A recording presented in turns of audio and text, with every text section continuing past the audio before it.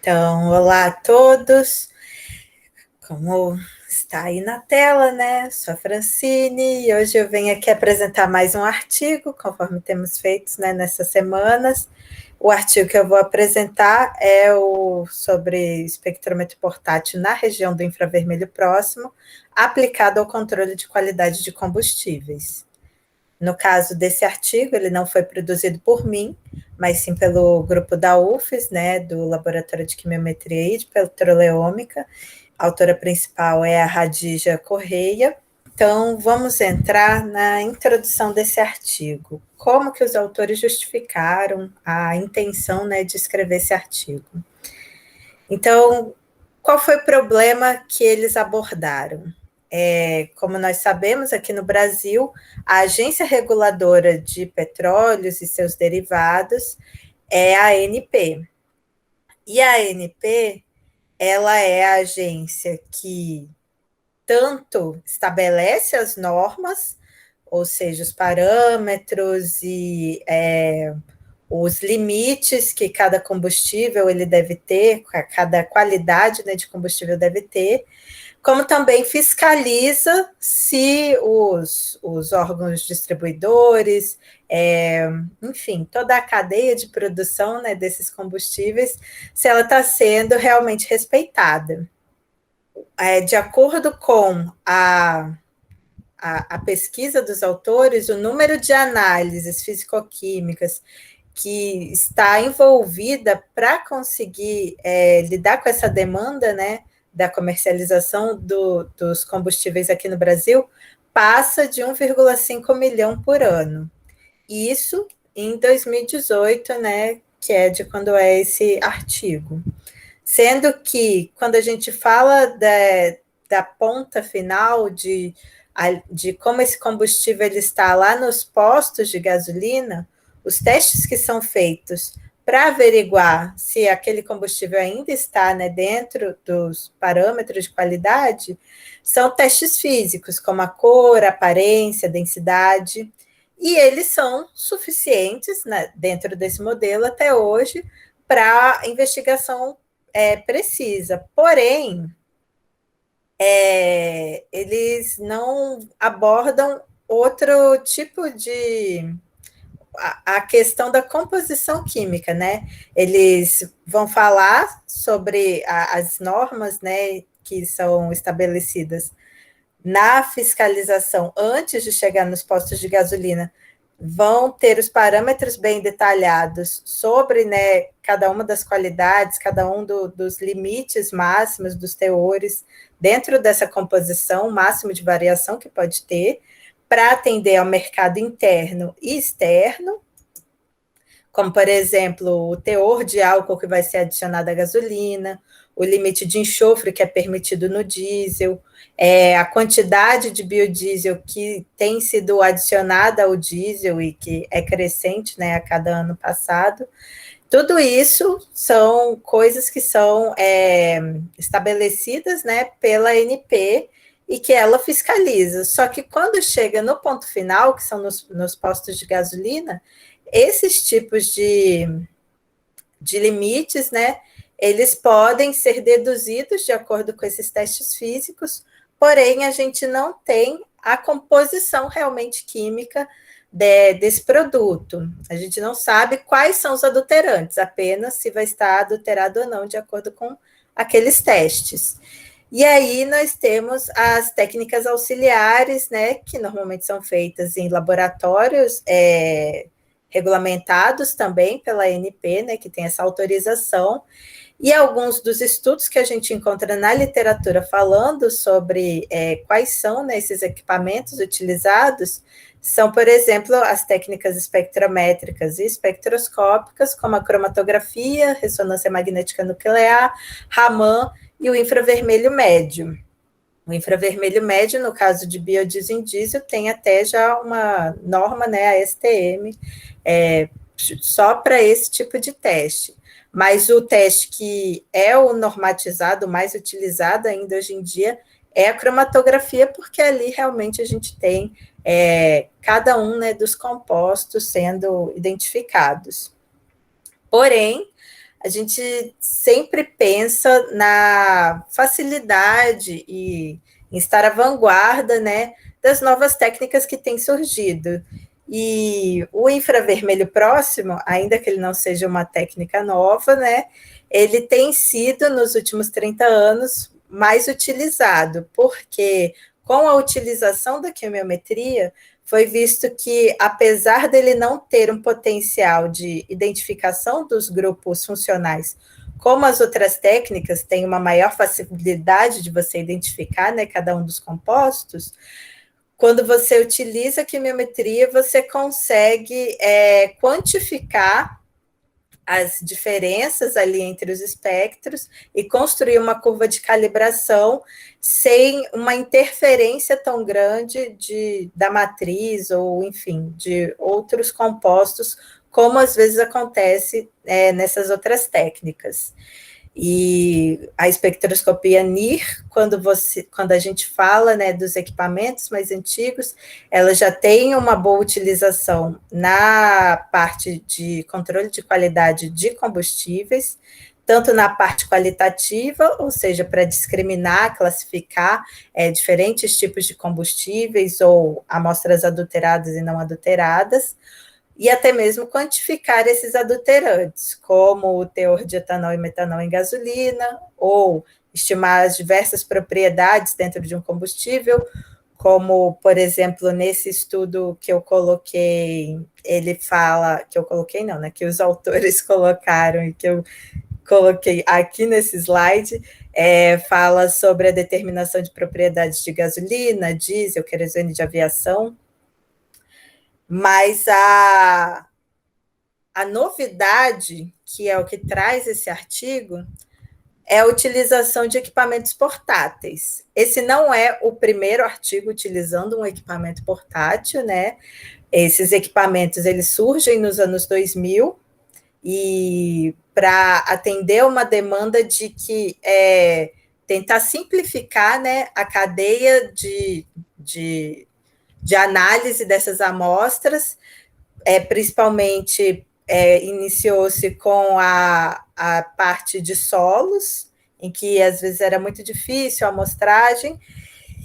e aí com isso também foi se ampliando, né, a utilização dos equipamentos para as mais diversas áreas, porque além da facilidade das análises in situ, também tem um baixo custo de operação, a portabilidade, né, a possibilidade de poder carregar para diversos locais, não sendo necessário um laboratório físico, né, um laboratório, enfim, um laboratório num lugar específico, em qualquer lugar você vai poder fazer essas análises e ali mesmo já obter esses resultados. E quando eu falo de portabilidade, não só a possibilidade de carregar para diferentes lugares, como eles realmente sendo pensados, né, o desenho deles sendo pensados para esse fim. Então, é o que eu coloco como ergonomia, a facilidade de você manuseá-lo e com uma só mão ali mesmo fazer toda a análise. Então, dentro desse trabalho, a novidade é utilizar esse equipamento portátil para analisar diferentes combustíveis, pensando nos adulterantes mais comuns. Então, os autores, eles formularam 4 grupos diferentes, 4 problemáticas diferentes, que seria analisar o teor de biodiesel em diesel, que, como eu disse, dentro da legislação brasileira, o biodiesel já é adicionado ao diesel, mas identificar qual seria o mínimo possível por essa técnica, e também identificar caso alguma amostra esteja, né, obviamente, acima. Quando a gente fala do controle de qualidade, o adulterante ele pode ser um composto, né, dentro dessa matriz, mas que esteja fora do limite permitido. O teor de enxofre em diesel, que também já é encontrado dentro do diesel, mas ele tem um limite máximo permitido. O teor de água, etanol e metanol dentro de blends, né, de álcool combustível e o teor de gasolina, etanol e metanol dentro da gasolina tipo C, que é a gasolina comum que normalmente a gente encontra, né, nos postos de gasolina brasileiros. Isso utilizando, então, um espectrômetro de infravermelho próximo portátil. A metodologia escolhida pelos autores. Então, como eu disse, foram 4 conjuntos diferentes, né, de combustíveis que vão ser investigados, sendo que no primeiro foram preparados 133 blends de biodiesel com diesel, e a diferença entre esses blends era tanto a porcentagem de biodiesel adicionado, como o biodiesel adicionado. Os biodiesels, eles eram preparados com diferentes óleos vegetais precursores. No caso, tinha biodiesels preparados com óleo de soja, azeite de oliva, óleo de girassol, algodão, milho e o óleo de cozinha residual, ou seja, o óleo de cozinha após passar ali por todo o processo de fritura, que vai sendo armazenado para o devido descarte. Com esse óleo de descarte foi preparado o biodiesel.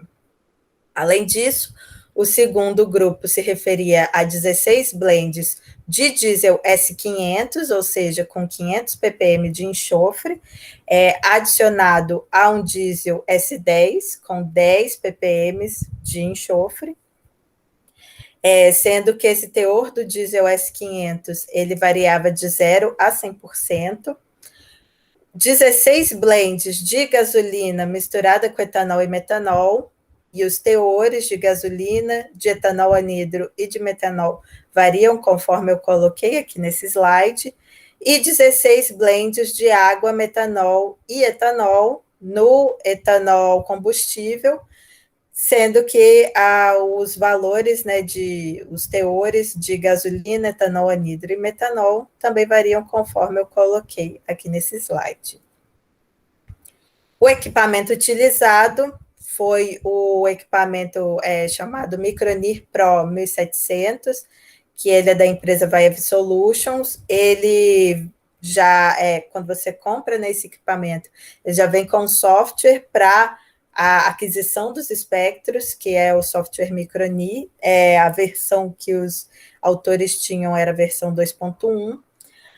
Eles utilizaram no modo transmitância, que o espectrômetro em si é esse que está na figura,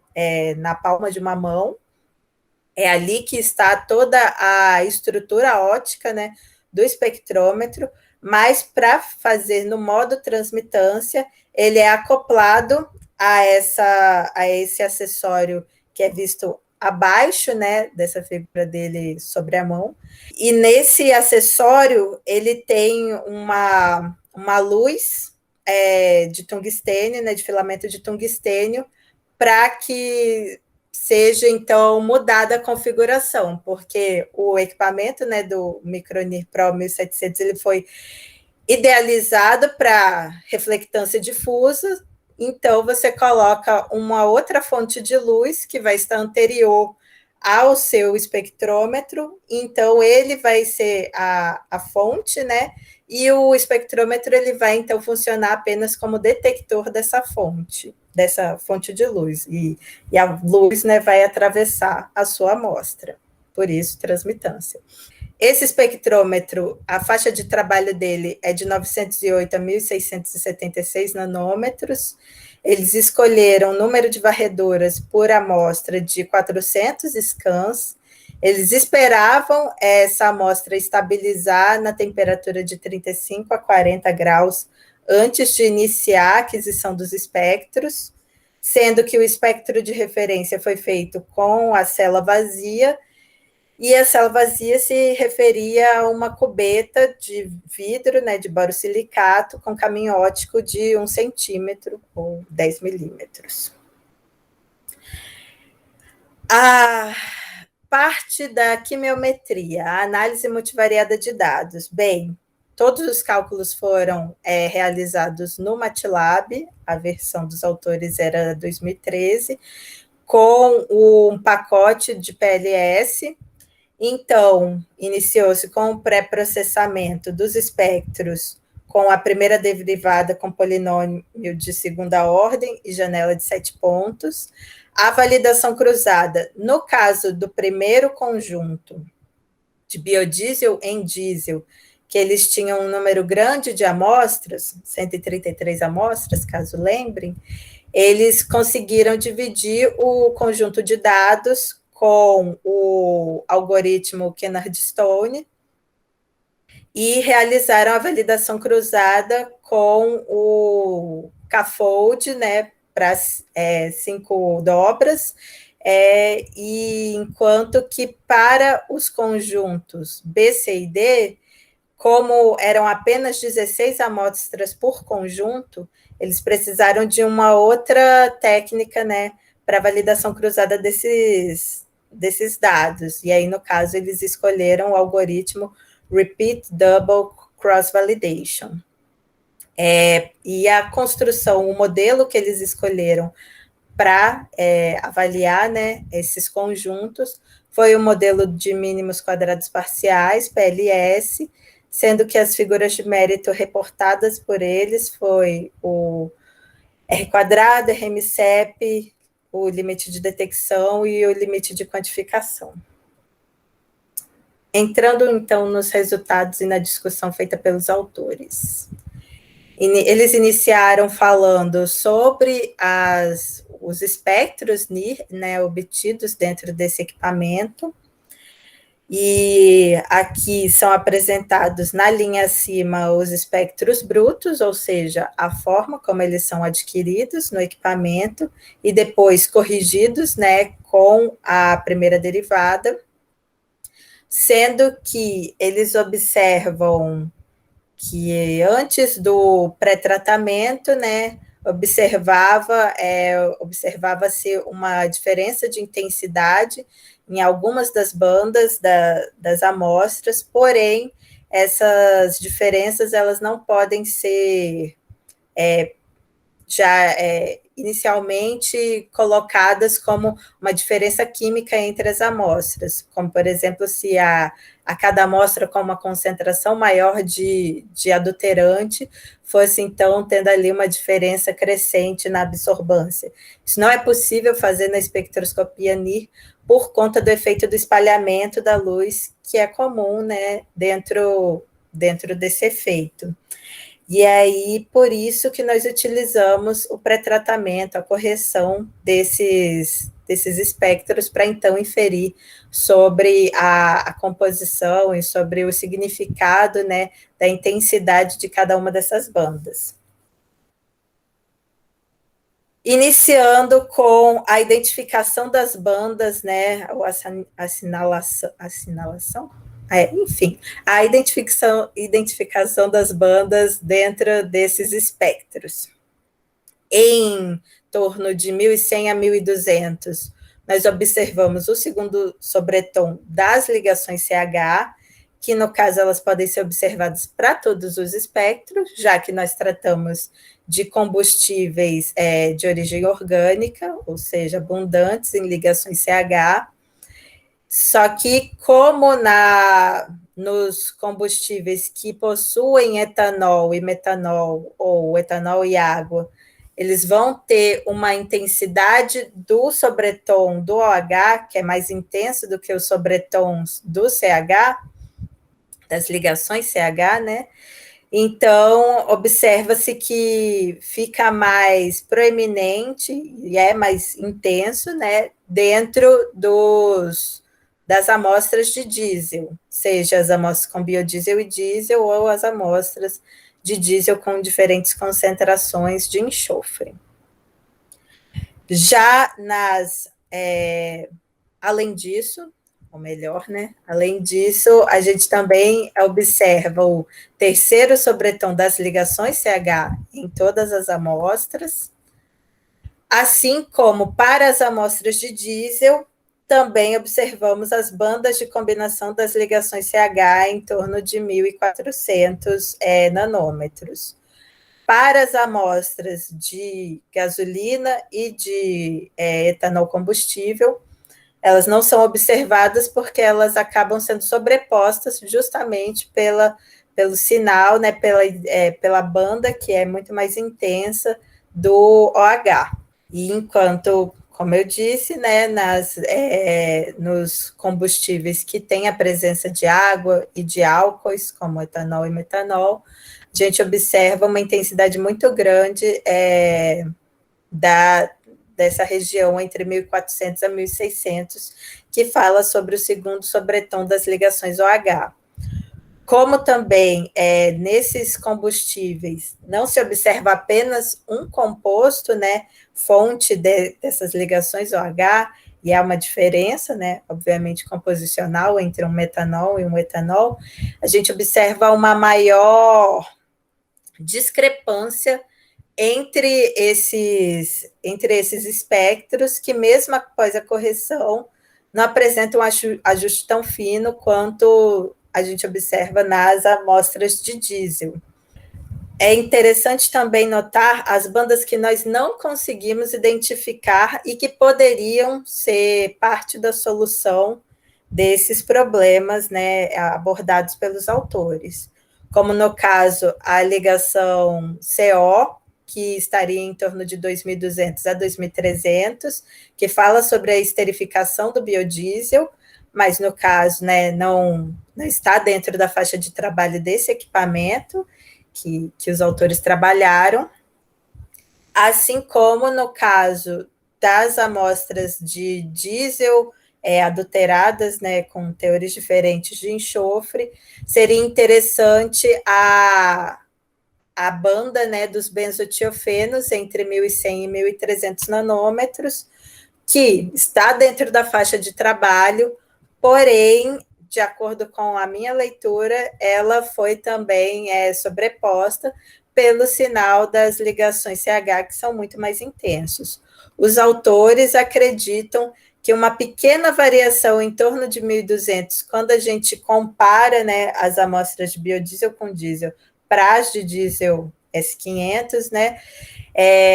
estaria ali esses benzotiofenos. Porém, eu acho que pela minha especialidade, enfim, pelo tempo que eu venho trabalhando com essas amostras, eu acredito muito mais que essa banda dos benzotiofenos, ela só foi sobreposta e por isso, né, nós não identificamos dessa forma, né, visualmente, o efeito delas no espectro. Entrando nos modelos construídos. Então, nas amostras em que o adulterante seria o biodiesel, as figuras de mérito, né, conseguidas pelos autores estão demonstradas, estão aparentes aqui nesse slide, sendo que, de acordo com o tempo em que foi escrito esse trabalho, né, o teor de biodiesel permitido ou adicionado, né, que deveria ter nas amostras de diesel na época, era 8%. Em 2021, nós já estamos em 13% de biodiesel adicionado ao diesel. E o que a gente observa é que tanto os limites de detecção e de quantificação ficaram bem abaixo, né, desses teores, ou seja, de acordo com esse desenho, esse experimento, né, esse planejamento feito pelos autores, não haveria a dificuldade em identificar quando houvessem amostras de biodiesel num teor acima do permitido, e conforme eles compararam com os estudos que encontraram na literatura, para o caso do estudo de Paiva e colaboradores, que foi feito em 2015, eles também adulteravam amostras de diesel com biodiesel, e lá eles conseguiram um limite de detecção de 0,31%, só que a curva analítica construída pelos autores, ela compreendia valores menores, então entre 0 até no máximo 15% do adulterante. Então, meio que claro, né, que também por isso o limite de detecção deles ficaria menor. Porém, a gente observa que observando que a curva dos autores compreendeu valores muito maiores, o valor do limite de detecção está muito próximo. E é interessante que nesse estudo de Paiva e colaboradores, eles também utilizaram um equipamento portátil. Já em estudos similares, mas não utilizando equipamentos portáteis, né, como o de Fernandes e colaboradores, e o de Corgozinho, que eles utilizaram, na verdade, um espectrofotômetro de fluorescência ultravioleta, eles conseguiram RMSEPs muito próximos, em torno ali de 0,5, 0,6, e já em outros artigos, né, em outros trabalhos, como de Monteiro e colaboradores e Portela e colaboradores, se conseguiu um erro de previsão menor, porém eles utilizavam equipamento de RMN, que traz um detalhamento químico, um detalhamento composicional muito maior do que é observado na faixa do infravermelho. Já quando a gente fala do modelo em que o adulterante seria o teor de enxofre, a gente observa um erro de previsão maior, e, porém, os limites de detecção e de quantificação estão dentro do desejado, né, para a NP, pensando que a amostra de diesel com o mínimo de enxofre comercializado é a amostra com 10 miligramas por litro, ou 10 ppm, né, de enxofre, que é a amostra de diesel S10. Então, um limite de detecção de 2,4 e de quantificação de 8 atende a esse modelo, ou a essa exigência do mercado, conforme os autores pontuaram. Dentro dessa curva construída, é interessante notar que tem as amostras em torno de 220 miligramas por litro, que apresentaram um erro de predição com desvio de 30 miligramas, porém, quando eles fizeram outros testes, no caso, para avaliar se haveria erros sistemáticos ou tendências nesse desvio dessas amostras, não se observou esse tipo de erro. Além disso, quando eles compararam com estudos presentes na literatura, os valores encontrados para o limite de detecção e quantificação eram menores do que apresentados por outros autores. Quando a gente entra no modelo, então, no terceiro modelo, que foi o dos blends de gasolina, etanol e metanol, observa-se um limite de detecção e de quantificação muito bons, de acordo com os autores, quando comparados aos da literatura, em que em nenhum dos estudos encontrados pelos autores na época existia realmente essa configuração de blend, mas sim a utilização de outros tipos de adulterantes, como o teor de chumbo, que também é um parâmetro investigado, né, pelos órgãos regulamentadores, além de outros tipos de solventes, de combustíveis de menor valor, como nafta, querosene, thinner, mas ainda assim o valor do erro de previsão era muito próximo aos observados dentro do modelo dos autores,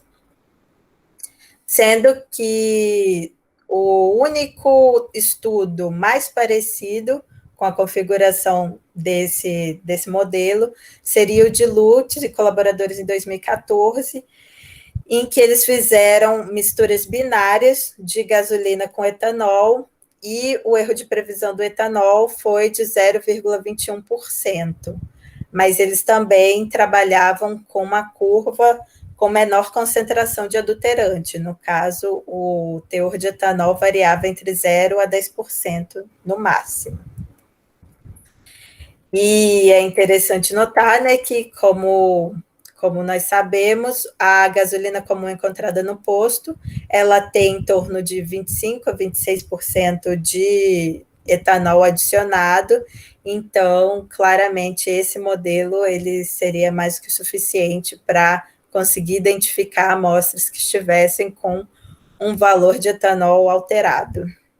Já para o último modelo, que foi os blends de água, etanol e metanol, simulando amostras de etanol combustível, nós temos que os valores foram ditos como satisfatórios quando comparados ao estudo de Carneiro e colaboradores de 2008, que tinha um erro de previsão para o metanol de 0,5 e para a água de 0,10, enquanto que o observado para os autores aqui fala